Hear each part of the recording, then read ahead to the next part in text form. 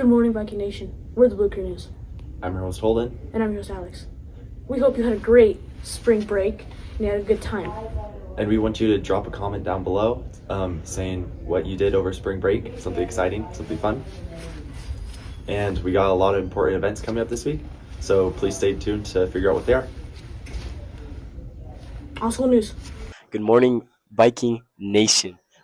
You have your host, Gugu Gagazi, and Olivia Cotter. And on this amazing week, on Tuesday we have JV baseball at Chiloquin, and we have varsity baseball at Sutherland, and track at KU. On Thursday, we'll have varsity baseball at Cascade and tennis at Cascade. Friday we have track at Oregon Relays and varsity softball versus La Pine. On Saturday, we'll have track at Oregon Relays and then baseball at La Pine. Make sure you show up and show out, and go Vikes. Man, I wish we had some fun assembly ideas. Wait. Have you heard about the dog devouring derby? Nah, what's that? It's a surprise. It's a surprise. Do you like surprises? I do. Okay. So, Kellen, Jordan, what is the DDD? The DDD is Mazama's first ever hot dog eating contest. Okay, so then how do you sign up for this hot dog eating contest? So there will be a sign-up sheet in hallway 40 right next to Mr. Schlotman's room. And what's the date of this event? April 6th. At the assembly, so make sure you sign up. And then why should people join the DDD? Don't you want to showcase your greatness? And be part of Mazama history? So sign up for the DDD. Breaking news! We got Spirit Week next week. What's the Spirit at? These are your Spirit Week days. Monday is College Gear Day. Tuesday is Career Dress Up. Wednesday is Military Service Day. Thursday is Kindergarten Throwback. Friday is Role Model Inspiration Day. Make sure you show some spirit. Hey, Lex. Show up and show out. Show up and show out. I'm not Mr. C, but you know who is? But I am. And today we're here with Mr. C, and he's going to tell you guys a little bit about state testing coming up. So, Mr. C.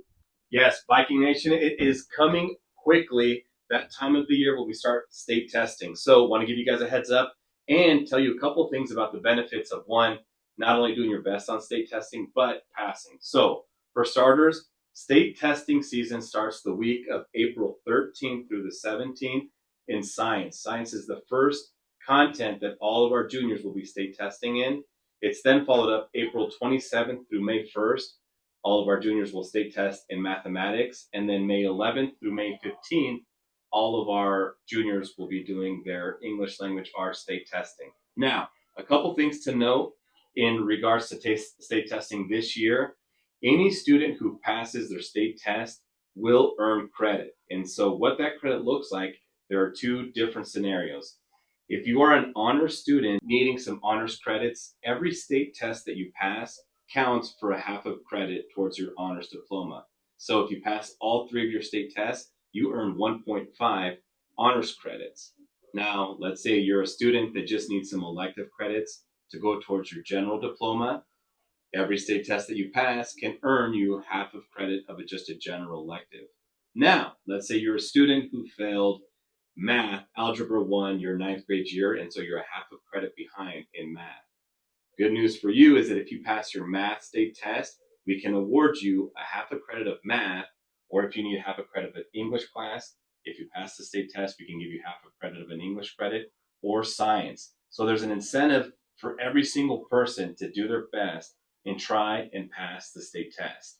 On top of it, if you pass one or two state tests, you will be earning one of these really cool Kelly Green courts for graduation. If you're amongst those that pass all three of your state tests, you're going to then be upgraded to the Kelly Green and Royal Purple braided cord for graduation that signifies that you passed all three of our state tests. So it's an incentive for everyone. Doing your best and passing your state test is something that we all should be trying to do and accomplish. It not only looks good for you as you move forward, but it can also earn credit for you to help you out depending on whatever your situation is. So my recommendation is do your best, pass those state tests. Let us know if we can help you. Do well on your state test. And then our next question is, Mr. C, you wanted to talk about the schedules coming up for possibly this weekend. So what about that? Yes, so we've got a little bit of a different approach and an incentive. So as you know, Mazama has a history of doing open campus for all of our students. We want to honor that tradition and that history and that privilege to all of our students. However, we got to remember, as a high school institution, we're here to support our students be successful. And so part of being a successful high school student at Mazama means that you're passing your classes and you're on track to graduate. So how this is going to play out is that each grade level has an F rate they have to either maintain or improve. And so for grades 9, 10, 11, you can't have 25% of your student population have one or more Fs. For our seniors, you've got graduation coming up, so your F rate is much lower, and so your stakes are a little bit higher, going down to 15%. So 15% of our seniors can't have one F or more. So for every 6 weeks, the last 6 weeks, if the F rates are high, we're going to close it down and do a special schedule. What the special schedule is going to look like is pursuit is going to be moved up right before lunch.